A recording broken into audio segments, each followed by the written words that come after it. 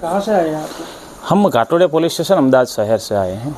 जो इंसिडेंट हुआ था उसका क्या हो रहा है स्टेटस? हाँ, इसमें क्या है कि पहला 11/6/2025 को अमौत नंबर 7/25 BNS कलम 194 मुजबना एक्सीडेंस वहीं पे दाखिल हुआ था। फिर नाजीरा पुलिस स्टेशन से 0 नंबर से हमारे यहाँ FR आई, जो घाटलोडिया पुलिस स्टेशन गुना नंबर 151/2025 BNS कलम 103/3/5 मुजब का एक्सीडेंट दाखिल हुआ है। और वो मर्डर की तपास के हेतु हम गुजरात से यहाँ पे आए हैं और उनका परिवार का निवेदन लेने के लिए, और तफ्तीश के हेतु हम गुजरात से आसाम में आए हुए हैं। जो इसका फैमिली है, जो लड़की का फैमिली है, वो लोग बोल रहे हैं कि जो लड़का था सौरभ, उसने मर्डर किया था। वो तो आपका इन्वेस्टिगेशन रिपोर्ट में अभी नहीं, अभी इन्वेस्टिगेशन चालू में है।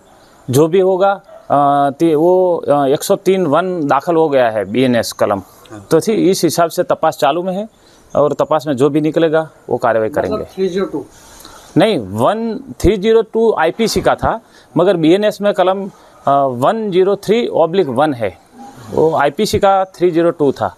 उस हिसाब से वो FR हो गई है और उसकी तपास चालू में है अभी। जो लड़का सौरभ, जो लड़का उनका पूरा स्टेटमेंट दिया था?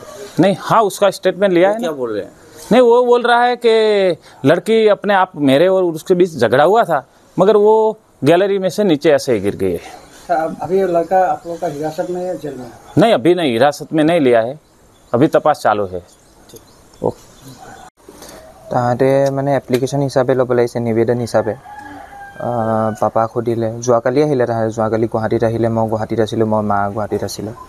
তাৰপিছত মা বাগৰ পৰা কথাবিলাক সুধিলে, সোধ-পোছ কৰিলে। তাৰপিছত আজি আপোনাৰ ৰাতিপুৱা মোৰ লগতে গুৱাহাটীৰ পৰা ইয়ালৈ নাজিৰালৈ আহি পিনি পাপাক সোধ-পোছ কৰিবলৈ আহিছে।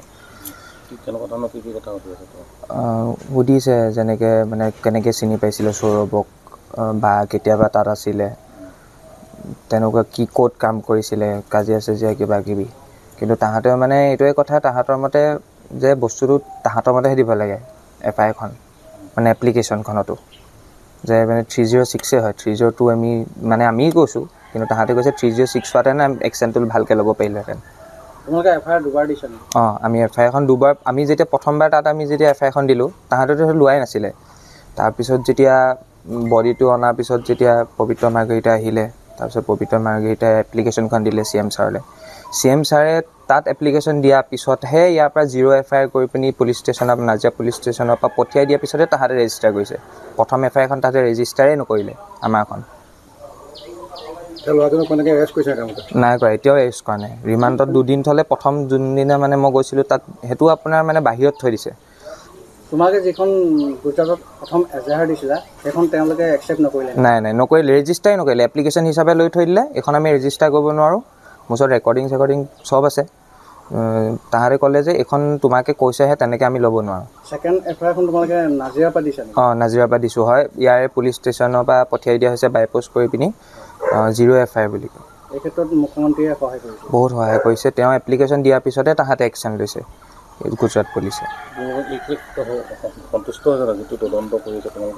নাই, সন্তুষ্ট মানে কি ক'ম দাদা, একো একশ্যনেই লোৱা নাই এতিয়াও লোৱা নাই। এতিয়াও মানে অকল সেই সোধ-পোছ কৰি থাকোঁতে গৈছে। তাক না কিবা ধৰিছে, না তাক কিবা কৈছে, তাক অকল মানে কৈছে যে আমি চকুত ৰাখিছোঁ, ক'তো তাক যাবলৈ নাই দিয়া, ওচৰতে আছেহি, ইমানে।